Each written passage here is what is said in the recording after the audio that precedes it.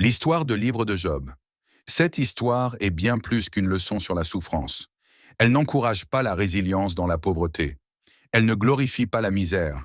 Elle ne t'apprend pas à accepter l'échec. Au contraire, elle t'apprend à rester fort, peu importe la situation qui se présente dans ta vie, même quand elle arrive sans prévenir. Elle t'enseigne que ta force ne dépend pas de ce que tu possèdes, mais de qui tu es quand tout disparaît. La tempête n'est pas une invitation à abandonner, c'est un test de solidité intérieure. Reste debout, reste lucide, reste déterminé. Parce que si ton intégrité reste, ton histoire peut encore changer. Et parfois, la fin est plus grande que le commencement. Job n'était pas célèbre pour ses biens, il était célèbre pour son cœur.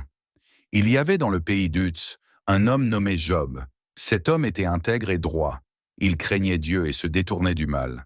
Dieu lui-même déclare: « As-tu remarqué mon serviteur Job? Il n'y a personne comme lui sur la terre. C'est un homme intègre et droit. » L'intégrité de Job ne dépendait ni de sa richesse, ni de sa situation. Dieu a parié sur son caractère, sur sa fidélité, et non sur ce qu'il possédait. Job avait tout ce qu'un homme pouvait désirer: une famille nombreuse, des maisons et des biens, des serviteurs et des troupeaux, une vie confortable. Puis tout bascule en un seul jour. Tes fils et tes filles mangeaient et buvaient le vin dans la maison de leur frère aîné. Un grand vent est venu du désert. La maison s'est écroulée. Ils sont morts. Ses biens sont détruits. Ses serviteurs tués. Ses enfants perdus. Il ne reste que lui, seul face au vide.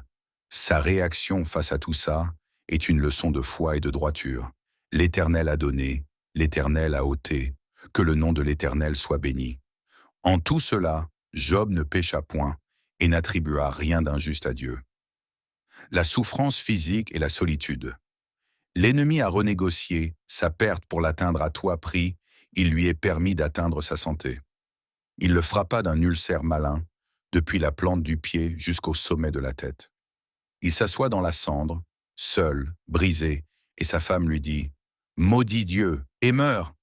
Mais Job répond: « Nous recevons de Dieu le bien, et nous ne recevrions pas aussi le mal? Certains d'entre nous aujourd'hui glorifient Dieu seulement quand tout va bien. Non, ce n'est pas juste. Il faut reconnaître que les difficultés font partie de la vie. Malgré tout ça, il ne perd pas son intégrité, même face à la douleur et à la perte totale. Ses amis viennent le voir, mais au lieu de le soutenir, ils l'accusent. Selon eux, il a forcément péché pour mériter ce mal. Job exprime sa douleur et son incompréhension, mais maintient sa fidélité. Jusqu'à mon dernier souffle, je ne renoncerai pas à mon intégrité. Je sais que mon Rédempteur est vivant. Même dans l'injustice et la solitude, Job ne trahit pas ses valeurs. Après des débats et des questions sans fin, Dieu intervient, Job 38 à 41. Il ne répond pas à toutes les questions humaines, mais révèle sa grandeur, sa puissance et sa souveraineté. Job comprend. Mon oreille avait entendu parler de toi, mais maintenant mon œil t'a vu. Job 42, 5. Sa foi est sortie renforcée et transformée. La restauration en double. Après tout ce qu'il a traversé avec intégrité, Dieu restaure Job. L'Éternel rétablit Job dans son premier état, et il lui accorda le double de tout ce qu'il avait possédé. L'Éternel bénit la dernière partie de la vie de Job plus que la première. Il reçoit 2 fois plus de biens, une nouvelle famille, une longue vie. La fin dépasse le début. La restauration n'est pas partielle, elle est multipliée. 7. Le message pour nous aujourd'hui: Dieu ne permet jamais un fardeau trop lourd. Aucune tentation ne vous est survenue qui n'ait été humaine. Et Dieu qui est fidèle ne permettra pas que vous soyez tentés au-delà de vos forces.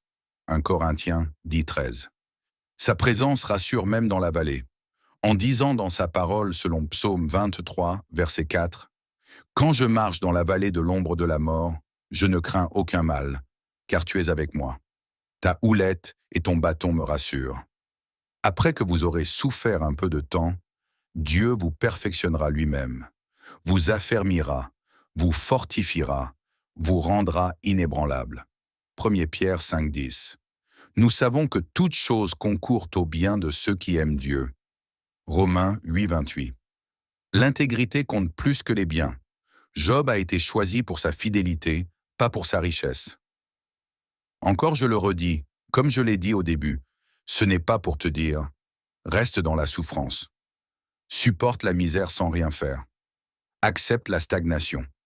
C'est pour te réveiller, te pousser à agir, prendre des décisions constructives, te battre avec intégrité et gagner malgré les tempêtes.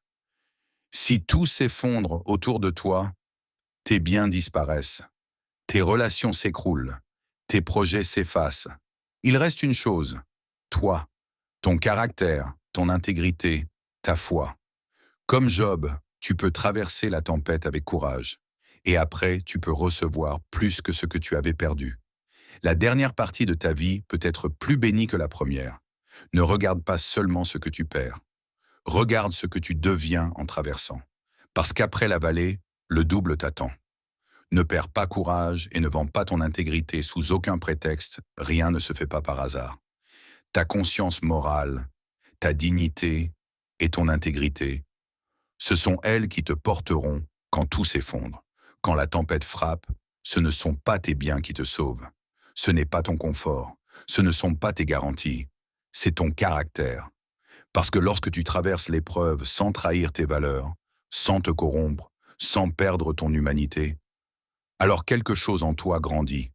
Et après la tempête, ce sont justement ta conscience morale, ta dignité et ton intégrité qui te glorifieront. Tu ne reviendras pas seulement restauré, tu reviendras élevé. Te voilà maintenant sur le petit mont des affaires, plus sage, plus solide, plus stratégique. Et devant toi, non pas une simple récupération, mais des portions multiples. Parce que ce que la tempête n'a pas réussi à détruire en toi devient la fondation de ton élévation. Reste intègre, reste digne, reste fort. La traversée forge, l'intégrité élève, et la fidélité prépare le multiple.